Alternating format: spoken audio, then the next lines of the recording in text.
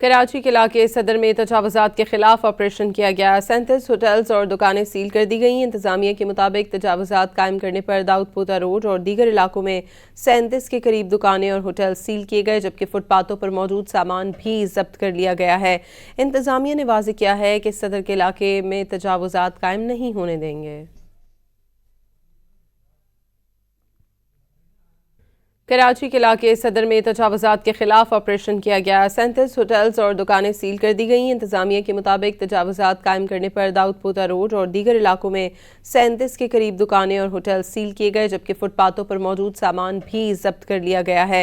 इंतजामिया ने वाज़ेह किया है कि सदर के इलाके में तजावुज़ात कायम नहीं होने देंगे।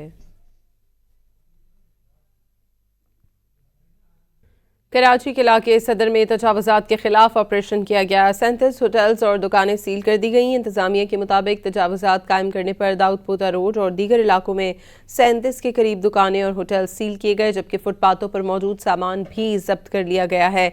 इंतजामिया ने वाज़ेह किया है कि सदर के इलाके में तजावुज़ात कायम नहीं होने देंगे।